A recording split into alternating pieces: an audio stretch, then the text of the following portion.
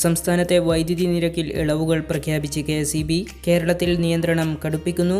സൗജന്യ ഭക്ഷ്യക്കിറ്റ് റദ്ദാക്കുന്നു. വിശദമായ വീഡിയോയിലേക്ക് കടക്കാം. അതിനു മുമ്പ് നിങ്ങൾ ആദ്യമായിട്ടാണ് എൻ്റെ ചാനൽ കാണുന്നതെങ്കിൽ സബ്സ്ക്രൈബ് ചെയ്യുക. കൂടാതെ അതിനു തൊട്ടടുത്തുള്ള ബെല്ലൈക്കൺ എനേബിൾ ചെയ്യുക. കോവിഡ് പശ്ചാത്തലത്തിൽ ആശ്വാസ പദ്ധതികൾ നടപ്പാക്കാനൊരുങ്ങി KSEB.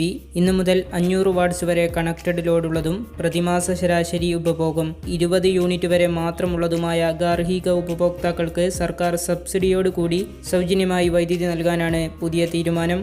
1000 വാട്ട്സ് വരെ കണക്റ്റഡ് ലോഡുള്ളതും പ്രതിമാസം 40 യൂണിറ്റ് വരെ മാത്രം ഉപഭോഗവുമുള്ള BPL വിഭാഗത്തിൽപ്പെടുന്ന ഗാർഹിക ഉപഭോക്താക്കൾക്ക് സംസ്ഥാന വൈദ്യുതി റെഗുലേറ്ററി കമ്മീഷൻ യൂണിറ്റ് 1-ന് നിശ്ചയിച്ചിട്ടുള്ള ₹1.50 എന്ന നിരക്ക് കണക്റ്റഡ് ലോഡ് പരിധി വ്യത്യാസപ്പെടുത്താതെ പ്രതിമാസം 50 യൂണിറ്റ് വരെ ഉപഭോഗമുള്ള ഗാർഹിക ഉപഭോക്താക്കൾക്ക് കൂടി നൽകും. വാണിജ്യ ഉപഭോക്താക്കൾക്ക് ഫിക്സഡ് ചാർജിൽ 25% ഇളവ് നൽകി. സിനിമാ തിയേറ്ററുകൾക്ക് 50% ഇളവ് നൽകിയിട്ടുണ്ട്.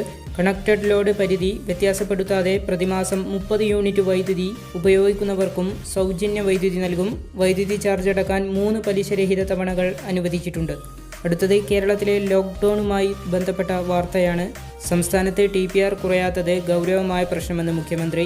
TPRന്റെ അടിസ്ഥാനത്തിൽ 4 മേഖലകളായി തിരിച്ച് നിയന്ത്രണം തുടരുമെന്ന് മുഖ്യമന്ത്രി പറഞ്ഞു. TPR 6% താഴെയുള്ള പ്രദേശങ്ങൾ A വിഭാഗത്തിലും TPR 6-നും 12-നും ഇടയിലുള്ള പ്രദേശങ്ങൾ B വിഭാഗത്തിലും TPR 12-നും 18-നും ഇടയിലുള്ള പ്രദേശങ്ങൾ C വിഭാഗത്തിലും TPR 18-ന് മുകളിലുള്ള പ്രദേശങ്ങൾ D വിഭാഗത്തിലും ഉൾപ്പെടുന്നു.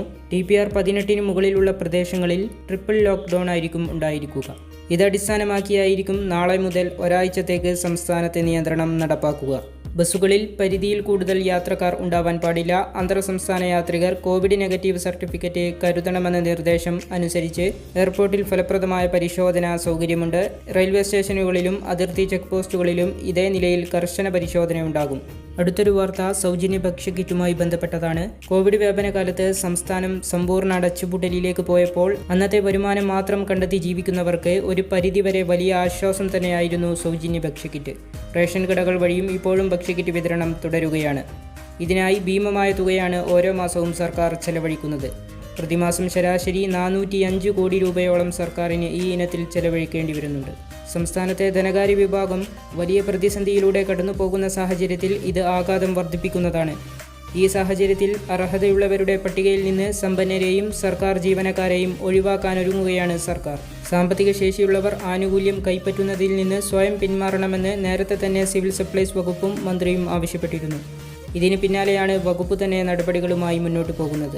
മാസവരുമാനമനുസരിച്ച് മുൻഗണനാ വിഭാഗത്തിൽപ്പെട്ടവരുടെ കാർഡ് അനധികൃതമായി സ്വന്തമാക്കിയിരിക്കുന്നവരെ ആ പട്ടികയിൽ നിന്നും കിറ്റിന്റെ പട്ടികയിൽ നിന്നും ഒഴിവാക്കും. ഇതിനായി ഒഴിവാക്കേണ്ടവരുടെ ലിസ്റ്റ് തയ്യാറാക്കുകയാണ് ഉദ്യോഗസ്ഥർ ഇപ്പോൾ. 2 മാസത്തിനുള്ളിൽ നടപടികൾ പൂർത്തിയാക്കാനാകുമെന്നാണ് കരുതുന്നത്. അനധികൃതമായി കാർഡ് കൈവശപ്പെടുത്തിയവർക്കെതിരെ പിഴയുൾപ്പെടെയുള്ള നടപടികൾക്കും സാധ്യതകളുണ്ട്. ഇതുപോലെ ഇൻഫോർമേറ്റീവായ വീഡിയോകൾക്കായി നിങ്ങൾ ഈ ചാനൽ മറക്കാതെ സബ്സ്ക്രൈബ് ചെയ്യുക. വീഡിയോ ലൈക്ക് ചെയ്യുക, ഷെയർ ചെയ്യുക.